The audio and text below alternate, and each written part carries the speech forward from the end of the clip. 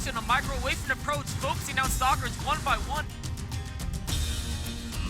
Polt coming in from every single angle. There's a time warp, but look at this concave, this crescent moon.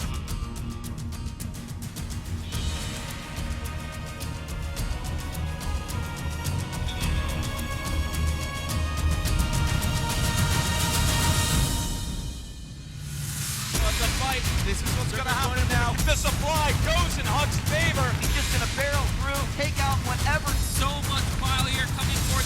Looking like Nesty is gonna take it here. Dancing the roaches a little bit. Scarlet. Now the Hydras are exposed. Those Mutas are gonna die, and it's not really gonna make that much of a difference with GG.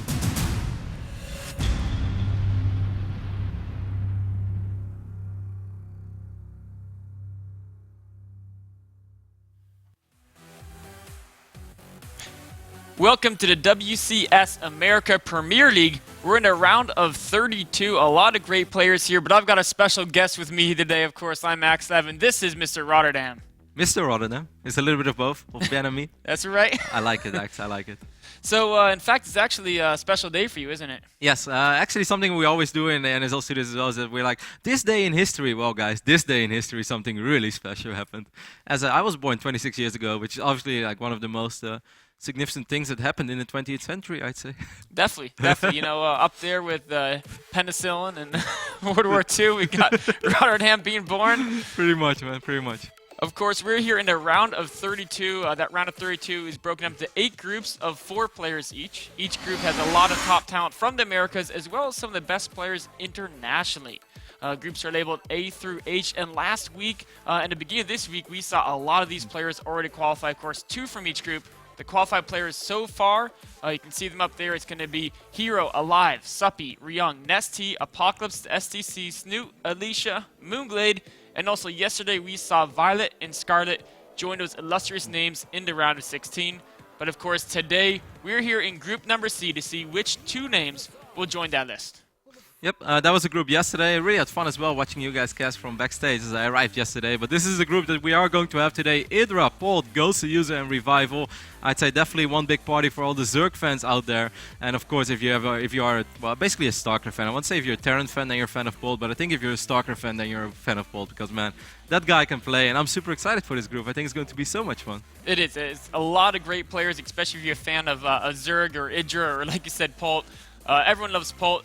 Probably the favorite to get out of this group, I would say. Yeah, I couldn't agree more. Polt is just playing on a whole nother level. Basically, ever since Heart of the Swarm came out, he hasn't really picked up a big tournament window, but he's played fantastic. Even in the MLG Dallas, where he did go the Winter Championships, just barely lost to the guy who would eventually end up winning the tournament live, and that was just a 3-2 loss. There's been some stuff on Reddit as well about Polt's record against Zergs, where I believe he was 37-0, and someone said, like, it seems that Polt has figured out TVZ. So, yeah, I do think he's the favorite, but I mean the other 3 guys, they're all really, really good, exceptional players, and you never know which guys show up. I mean, Ghost Hughes has been making a lot of noise lately, and Idra, it's still Idra, man. He's still a champion, at least in my heart. Idra kind of comes out there once a year and breaks out with a big tournament win. Will this be his year? Of course, first match is going to be him versus Polt. We can see there pretty much every year he gets a first place. So, you know, if it's an IEM, IGN, or in fact 2012, he did very well in the WCS North America tournament as well. Yeah. A seasoned veteran of top-level play, you can say. Even in the global finals, he did so well as well back then. And that was also where he picked up that victory against Roro. Like, if you think about it right now, Idra 2-0ing Roro is like, oh my god, Greg's on fire. But I'm so excited to see Greg play today, certainly because we've seen so little of Idra ever since like Heart of the Swarm has been released. Yes, he still streams every now and then, but we all know that Idra never takes ladder as serious as he takes tournaments.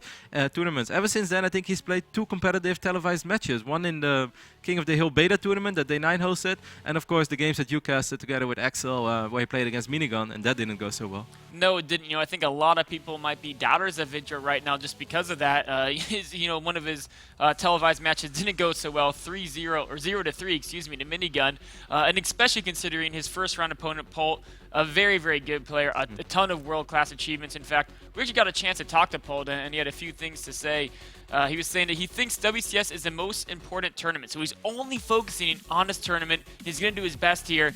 And a guy like Polt, who says he's only focusing on one tournament, He's scary. that's pretty scary. That's very scary. As you said as well, Polt is just a champion of big international tournaments as well. But the same can be said about Idra. I don't think Idra is too happy with opening up against Polt. I guess he would have rather faced either Revival or Ghost User, despite Revival being his teammate.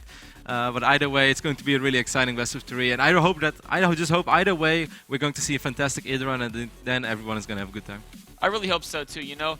Idra does have a reputation, especially against Terran players, sometimes coming out with amazing games. I remember that series against Boxer, I think it was like a year ago in an MLG tournament, or maybe a year and a half ago. You know, Boxer was up 2 or 3-0, and Idra just came back with the most amazing comebacks. He definitely is very good at multitasking, and in Zerg vs Terran, that's a skill set that really can take you a long way. And if you talk about legendary Idra series against Terran, I know that Ben is watching from home right now, and Ben probably his all-time favorite best of 5 or best of 3 is when he played against, when Idra played against Puma at the Intox 3 Masters Global Challenge in China. And according to Ben, those were the best games ever played. I definitely don't think that was the case, but Idra did play fantastic back then, and he ended up winning that tournament as well. So I don't know, man. Either way, I hope we're going to see a great Idra, but above all, I think it's going to be pretty. It's going to be very tough. Polt is so hard to predict as well. He really is. Very, very, very, very tough to take on this Polt guy. Of course, over here at the top right, we have the guy we're talking about, the feared Polt. And his opponent at the bottom left hand of Daybreak. The living legend. The former American hero who wants to reclaim that title of being the best player in the Americas, EG's Idra. Some people have already claimed to be Polt to be the next American hero. I saw some stuff on Reddit as well. Lots of fun. Polt has actually been doing really well online, and not just at ladder, guys. I know everyone knows at least about Polt's fantastic record, or a lot of people do. But even just last week, Polt managed to win both Zota Cups. He won the North American Zota Cup, he won the European Zota Cup, and in the European Zota Cup, he actually ran into a couple of really interesting opponents as well. He beat TLO in the semi-finals 2-0, and in the finals he beat Nurchill 3-2. Now 3-2 might not sound super convincing, but of course we shouldn't forget that Polt was playing from North America on the European server, so defeating Nurchill then is always very impressive. And it's also Nurchill, who's considered to be one of the very best Zergs in all of Europe. We can see Polt here opening the command center first, and Idra scouted fairly early with the drone scout, so he wanted to know exactly what Polt was doing, so we can tell perhaps he might even go that third hatchery before Pool now that he sees the command center first. That could be risky though, because whenever Polt opens up with command center first, most of the time he will only make 2 Marines, after that drop the factory immediately, and he's gonna make at least 6 Hellions, maybe even 8. And if he does this, he could potentially put a lot of pressure on the third base, and then Idra, despite having 3 hatcheries really early on, he's gonna be forced to make an insane amount of units, and of course speed is going to be later as well. So I'm not even sure if that would be the correct thing to do, but we will see. The cool thing when Polt opens up like this as well, after he gets the Hellions out, often he gets like 1 or 2 Marauders, like in the middle of the game, which is kind of random. But if I think of Polt TVZ, I always think of that fantastic series he played back then against Stefano at the Lone Star Clash. Yes, that was so cool, where he played Marauder Hellion and Stefano played Rocheling. And in a weird way, Polt has sort of found like a way to actually make that happen while going command center first. And of course, later on, he wants to move forward towards Marine Wintermine, because that's what Polt is known for right now. That's what he's fantastic at. Idra is going to go up to 3 hatcheries quick, so it's all going to come down to how well we'll be able to deal with all those Hellions out on the map. He is getting the gas fairly quick, so he should be able to get speed up before there's probably more than 4 Hellions on the map. Or alternatively, he could even use Roaches to defend. But knowing Idra, especially on a map like Daybreak, I think it's much more likely we see him go for that speed. Actually, that's a pretty quick additional... That's the one in the main base of... Yeah. There we go. That's actually really cool, because what it does is it's going to make sure that if Polt wants to follow this up with a very heavy harass and potential drop follow-up with Whittle Mines or Banshee follow-up, it's going to make it a little bit harder for him to pull that off. But it's also going to give Idra some scouting information on exactly a certain section of Polt's main base. So Polt will have to put his important tech buildings away from that section. Then when Idra wants to scout later in the game, he's going to know exactly where to look. I really like what you mentioned as well, that Idra might just make quite a few defensive roaches early on.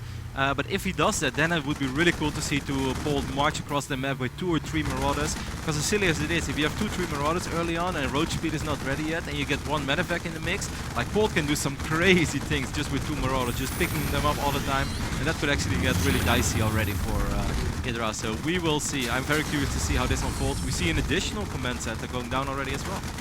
Oh, Idra's Overlord is moving in, though. If he moves that a little bit to the south, he's going to find that command center. Not quite looking for it just yet. The first Hellions are in production, so those are really what's going to determine who has the map control. Can Polt get enough Hellions and do a lot of harass damage to Idra? Or will Idra get enough speedings, get that critical surround, and force Polt back on the defensive? Yep, and I'm super curious to see as well how many Hellions are we going to see. I know, I would almost say it's for a fact that he's going to get at least 6, but he might actually go for 8 as well. And the first Marauder is in production now already as well. So it is very likely that we might see some mid-game Marauder Hellion pressure, which I think would be super cool to see, because that really creates some super action-packed games. It definitely does. It's stim pack going up already, so if we see additional barracks before engineering bays, that's really going to clue us into the fact that Polt wants to put on a lot of pressure early on, even given the fact he's going 3 orbitals. If he gets 2 engineering bays now before adding additional barracks, he's looking to win until he has a more stabilized 3-base economy before really turning on the pressure. Couldn't agree more. Pokes forward with 1 heli and wants to see if there's something he has to be worried about already. Perhaps he could see a couple of roaches hatch. That is not the case. Idra's going to move forward with his few links, but neither player wants to really fight right now. I really liked how Polt left the 1 Hellion at the watchtower. We've seen some players move forward with the Hellions and then walk into a speeding surround, but keeping that watchtower means that he can see if Idra circles around some speedings and goes for that 2-pronged assault. Idra making a crazy amount of drones now already. He's up to 52 and 7 more are in production. Wow, he barely has any units out on the map. He does of course have 5 queens, but only 8 links.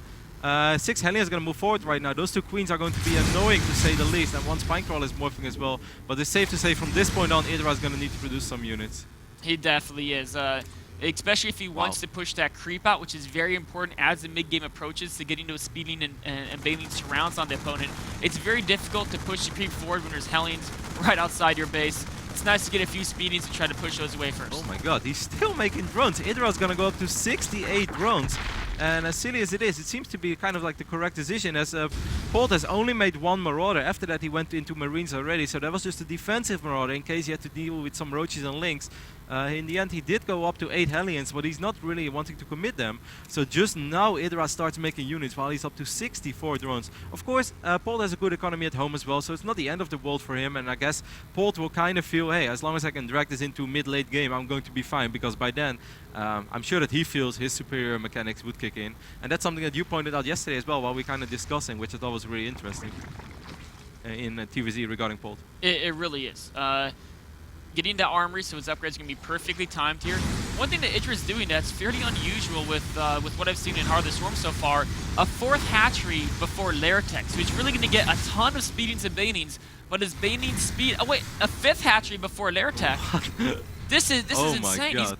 He's just Maybe now starting Lair. Perhaps he's going to try to make like a crazy Link Bane attack, because he even has something to fall back on after that, because he's going to have so many hatcheries, and he also has a high amount of drones. Something like we saw Live do a lot in the MLG Dallas tournament. We definitely could. It's going to be a little bit later than Life's attacks, but with 5 hatcheries, that's so much. 6 hatcheries now going up, an insane amount of production here. He's going to try to overwhelm Polt. Of course, the disadvantage of this type of production is that his baning speed is going to be a little bit later, so if Polt has some really good stim micro, can keep the battles off creep, that's going to be scary for Idra. 72 drones right now for our North American Zerg player, looking really sharp so far. Barely didn't really lose anything. He lost 10 links, but of course that's no big deal at all if you go pretty much uncontested to 4 bases. 2 upgrades already on the way. I must say Polt has done a good job. He did drop those E-bays right after you mentioned that he didn't drop them yet. So his upgrades are actually fairly ahead of the upgrades from Idra right now. And Polt is just playing this really safe, man. He immediately, after the 1 Marauder, which was obviously just a defensive Marauder in case of roaches, he's already going into what we know Polt loves to do these days, and that is Marine Widowmine. And just massing up all his speedings behind the minerals of that 4th base, perhaps seeking shelter there, unlikely to be scanned. This could be a really giant attack. I think he's going to wait for baiting speed, but given the fact that he's still building drones, Probably just looking to smash any attack that Polt moves out with. He's making a couple of banelings, but since it's on this side of the map, it more feels like defensive banelings, if anything. He's saving up quite a bit of gas. Okay, 17 banelings morphing now, but that's also because he saw the units of Polt moving across the map for the first time. Army supply shows us 81 against 49. Oh my god. Idra is actually in a little bit of trouble. I guess he will be fine eventually because he does have a ridiculous amount of Zerglings. Polt's gonna have to split really well. Oh, one Widow Mine doesn't quite get the hit it wants to. Idra holds us off for now, and very intelligently, he backs away to keep the fight on to creep. Of course, without baning speed against Stim Bio, it's very, very difficult for Zerg to fight off creep until they get that critical baning speed upgrade. But he's defending fine, and he's going to get a lot of units very soon. He's got a lot of resources. I couldn't agree more. If Idra is actually going to be able to survive the next, let's say, 45 seconds to 1 minute in this game without taking severe damage, Idra is up to 94 drones right now, 2,700 minerals a minute, almost 1,000 gas per minute. The infestation pit is going down. 2 upgrades are on the way. The first Mutalisk are on the way. This looks really good so far, what Idra has shown us. It's been greedy play, but it's also felt kind of like greedy control play, because he knew all along what was going on. He scouted pretty actively, sacrificed overlords. Looking really good, man. This is the Idra that we all love. Speeding's coming in here, trying to get rid of some of those Widowmine hits. The Banings get in there, takes out the Widowmines with the Banings, and now that there's no Widowmines, there's only a couple left. The Speeding's swarming in, but very intelligently backing off as he doesn't want to go up that ramp into the unknown. 48 Zerglings on the way right now. So far, no dropping play yet from Polt, which I'm actually a little bit surprised by, because he has so many units. I can only imagine that he starts dropping real soon, because it would actually make Idra's life a lot harder. There are some Mutalisk on the map, but not that many yet that can really shut down any drop play. Oh, Speedbane is coming in again. Polt retreating to the safety of the Widowmines. Idra coming in with a big flank with some Speedings. Widowmines going off, but not getting that big of a hit. Oh, but he needs a couple of Banelings though. It would be so okay. Still a couple of Banelings in the mix, trying to find those connections. The Mutalisk carrying away the Medivacs now as well. Stim being used once more. Idra is pushing Polt back right now, but the reinforcements have arrived for Polt. I'm not sure if this is a fight Idra really wants to take. Oh man, being massacred by those Widowmines. One thing very interesting about the way Polt's playing this game, he went up to 3 factories as soon as he had his 3rd base, so he can produce Widowmines 5 at a time, and he does have that drilling claws upgrade finished. So Widowmines are going to be a very important part of this game. How effective can Idra battle the insanely high quantities of mines that Polt's going to be fielding? Yeah, it's going to be hard. Idra is still on that extremely good economy. He's going to go up to 5 bases now as well. Of course, he already had a macro hatcher early on. Polt is securing his 4th base while just being active and out on the map. Idra is just going to need some crazy connections with his Banelings. That's what it's all going to boil down to. A couple of Marines in the bottom of the map now as well, pushing away Overlords, so drops can be a lot more effective, and it's going to be harder for Idra to react to it. Meanwhile, Polt's pushing across the middle, trying to keep Idra distracted over there. And here comes the first drop. There are 1 or 2 Spore Crawlers over here as well. There are not too many units from Idra. He's actually using a lot of units. He's going to pull pretty much everything. That cannot be what he really wants to do. Polt striking in 2 different directions here, pushing down the middle while the drop hits the main. Idra defends the drop very well, but meanwhile in the middle, Polt's still looking to get more damage done. Army supply shows us right now that Polt has a 20 supply army lead, but the Ultralisk Cavern is on the way. More drones in production for Idra. Most likely, of course, a lot of them are going to go into Spore Crawlers and Spike Crawlers. Banelings coming in from the side now as well. There are still a few Widowmines, but I think Idra will be able to swarm this army. Oh man, he takes out all the mines. He flanks the army. The Medivacs may escape, but they didn't pick up any units. Very selfishly just trying to save themselves. Yeah, well, that's what you get when the girls when the girls are in charge, man. You can't count on them. Idra now making his transition to the Hive Tech, getting 3 Adrenal Glands, Ultralisk Carapace, Ultras in production, even getting a Greater Spire so he could potentially tech switch to Broodlords, as he's recognized that Polt is making so many Widowmines. Oh, a couple of Medivacs really low on HP, and well done there by Idra. Picks up 2 Medivacs before it even starts. Couple of Banelings connecting with Marines and Widowmines as well. So far, really good exchanges again for Idra. For the first time in this game, or at least in a long time, actually takes a real supply lead. He is maxed out right now. 6 Ultralisk are on the way, the 3 upgrades are on the way, and the oh so important Adrenal Glands upgrade. Polt's really trying to get damage done before that Hive Tech kicks in. More units are swarming in. Idra, not many Banelings left, but the first Ultralisk joins the fray. He's playing so well though. More Banelings. Well, those Banelings are so slow. What happened over there? It's like they were in time warp, but the Ultras are coming in now as well. They will connect with most of these Marines. There are so many Widowmines with barely any Marines remaining. Idra is still maxed out. Oh my god, who said Idra's time is gone? What a game so far from Idra. He is playing absolutely amazing. And what's really interesting is he's known as a guy who just plays standard, but this game really a very unique opening. Insane amounts of production, really slowing down the lair tech, but then once he has all that production, going straight to Hive and actually getting this Hive tech faster than you might see in some standard games because of all the economy he's built up. I am just really afraid right now of Idra might leaving, because he's so far ahead. That would be absolutely crushing to all of his fans. All it takes is 1 or 2 big Widowmine hits and it may push him over the edge. It's like, no, Greg, you still have 3,000, and you have all those ultras. And he's just like, no, game is over. Nah, he's been playing extremely well so far. It's so good to see Idra playing at the level that he does right now. There's one medevac on the south side of this map, but Idra has a couple of spore crawlers. The Spine as well, more drones morphing into static defenses. Ooh, this Widowmine, or this medevac. This is great play by Idra, realizing that he's maxed out in supply. He really wants to just maximize the amount of armor he can field and defend drops just using that stack defense. Polt not getting success with the drop, now pushing again in through the middle. He has a ton of Widowmines. He keeps losing them, but I think he still has like 15 out in the map or so. Yeah, he has 18 Widowmines actually. A couple of Banelings moving forward. I love how during all this, Idra is dropping creep in the right bottom side of this map. Also leaving one Ultra-Risk and a couple of Zerglings, making it oh so hard for Polt to go up to 5 bases. And the crazy thing is, during all this, during all those upgrades, all these Banelings, all these Ultra-Risk, Idra had the money to also get his first Broodlords out. And there is no signs of any serious amount of NTR on the way whatsoever. There's not a single Viking on the map. Yes, Polt does have money and he's dropping 3 additional star points immediately after seeing these Broodlords, but Idra should be able to find a window where he's going to be able to put on some serious pressure, while there's another pretty serious drop this time in the main base of Idra. But I think Idra is going to have a nice window to deal some serious amount of damage with his Broodlords. He really will. Polt with so many Widowmines in position to defend against a potential Ultralist attack. But with such a heavy Widowmine composition, once the Broodlords get rid of those, his bio army actually isn't very big. He doesn't have that many Marauders. He's very Marine heavy. He's really counting on his Widowmines, and if the Broodings can negate those, even if he gets the Vikings up, he could have a really hard time holding off the Ultralists. Polt is aware of the fact how hard it's going to be to secure that right bottom base, the 5th base that he wants to take. So it seems like he wants to take the base on 12 o'clock instead. But I do not think Idra is going to make that let him take that one. With those Broodlords, he should be able to put serious pressure on and move slowly but steady forward. The Viking count is climbing though. We have 2 Vikings on the map, 2 more on the way. We don't have that much NTR for Idra. We have 4 Corruptors and 9 Mutalisks. But still, as you said as well, those Broodlords could be so annoying for all those Widowmines. And 1 Viking goes down, that's already a big win. Idra is doing a big push through the middle, trying to knock out the Planetary. Meanwhile, Polt is poised with a drop across the top. Yep, it's actually a pretty serious drop. Idra does have quite a bit of static defense over there as well. Broodlords forcing most of these Widowmines to detonate. I guess Idra soon is just going to move forward. He can definitely afford to lose some units as well. The first Infestors are on the map because he knows he's going to have to deal with a serious amount of Vikings soon. Uh-oh, Idra is going to lose that base on the left top side of the map, but this army is still alive. And this army is going to be very difficult to take on.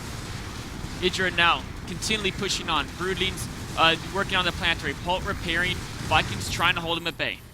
131 supply right now for Polt. Polt is still quite rich, but nowhere near as rich as Idra. While now actually we can see over here that this base was taking some serious damage as well. Polt could potentially take out this original 3rd base from Idra as well. Oh, and the Infestors are going to spawn here as well. He's going to lose 2 Infestors immediately and pick up the units. Wow, some sick play over here by Polt. Polt really trying to form a comeback here, but Idra still has so much money in the bank. More Infestors and Ultras being produced. Polt's transitioning over to Ravens, which are going to be very good against the Broodlords that Idra showed earlier, but against a mass Ultralist switch, the Ravens may not be quite as effective. For the first time, Polt is going to do something about this one Ultra that was not really a hero Ultra, but he did really prevent Polt from taking that base for a long time. So that Ultra will fall, but as you pointed out so many times, Idra still has so much money. I would love to see him like try to make something happen real soon, because the longer this goes on, the stronger Polt's army is going to become. As you said already, slowly but steady, transferring into Sky Terran, and that is going to be really tricky to deal with. Even though Idra does have a reasonable amount of Infestors on the map, which he didn't have before, so Polt is going to have to split his Vikings properly, but hey, this is Polt, so... This is not a guy who really messes up his splits at all. Idra is going to deny the bottom right base again, but Polt is actually taking the 12 o'clock base and that is the base that Idra cannot let Polt have. If Polt stabilizes this base, then he can very easily launch attacks at Idra's central base, and also this is one of the bases that, as the map gets mined out, becomes very contested. Oh, one fungal on those 4 Vikings would actually be quite nice. He does land it, but more Vikings coming in from the south side as well, but we have quite a few Corruptors here. 1 or 2 fungals on the bio army would be pretty sick too. Idra's doing pretty well. He's trading Corruptors for Vikings, and he has the money to do so. Fungals landing on the Marines and Marauders now as well. Polt's Marines trying to come around the corner there, but the Broodlords are really just having so much firepower landing at them from the high ground. As you can still see that drop going on in the left top side of this map as well. Is Idra going to lose that hatch once more? It seems to be... Oh, actually... The hatch is definitely going to go down. Those Marauders aren't messing around. Of course, Idra does clean it up, and he's able to retake that base with another hatchery. But every time Polt does this, it's slowing down Idra's economy, which then means that his bank account is actually getting smaller and smaller. I think just a few minutes ago he had 5,000 minerals, and now he's down to 2,500. What I'm worried about most for Idra is that if this goes into a super long game, we're already at the 27-minute mark, but as you said, if Polt eventually secures that 5th base as well, or well, that would be a 6th base right now in the right bottom side of this map, slowly but steady Polt can start trading SCVs and free up more and more army supply, and then eventually I'm afraid that Idra is going to have to fight an overwhelming amount of Vikings and Ravens, and that's something you really rather avoid as Zerg player. But then again, it's so hard to avoid that because this is Daybreak and it's really hard to make proper attacks. It really is. Idra needs to either deny this middle base or just switch focuses, maybe potentially even give up that bottom base. Seeker missile! On top. Oh, Idra backing away just in time there, but the Ravens are closing the distance. If they get close enough, there's no way those Broodlords can run away, but only a single Seeker missile. That's actually not going to kill the Broodlord. It can just be transfused. Not too many queens out from Idra yet, though. Yeah, Idra lost a couple, I believe, down the road. How many queens? Actually, not a single queen on the map right now. Oh, and there he goes. Okay. Yeah. Wow. I mean, I don't think he was dead yet. No, I think most people would agree with you on that one, X. I don't think he was necessary that either. Polt was fighting back really well, though, taking out bases on the left upside. And this is, as we said, it's Daybreak. It's so hard for Idra to properly engage and properly get a good fight up where he's not going to simply lose everything. But yeah, I think it's safe to say there was a little bit of hope left. There was. We're in a situation where basically both players were maxed out. Both players had 5 bases solidified. And they were both trying to take a 6, and they both had almost the same bank haul, right? They both had about 3,000 minerals and 2,000 gas. Interesting decision there. But you know, it's kind of understandable because if you think about 5 minutes ago in the game, he was in he was 1 or 2 bases up with a huge bank, and someone had none, and Polt was he was outplaying him in the late game. Like the drops and the control was just too good. And that one Seeker missile which did 150 damage from the Broodlord, that was the tipping point. Idra was like, no more. No more. That one Seeker missile. Man, if he hits another couple of those, I might lose 2-3 Broodlords, and then where am I at? I think I know what Polt's gonna do in game number 2. I think we're gonna see lots of Ravens. Polt's figured out the Achilles heel of Idra. Overall, it was a really good game though. Idra has played so extremely well for the first 20 minutes of the game. I hope we're gonna see something similar in game 2, but then I do hope that we're gonna see Greg go all the way. That's because right. he played so well. He did. You know, if he could have just denied that top base, that was really the turning point. That gave Polt that extra economy it needed to get the air transition.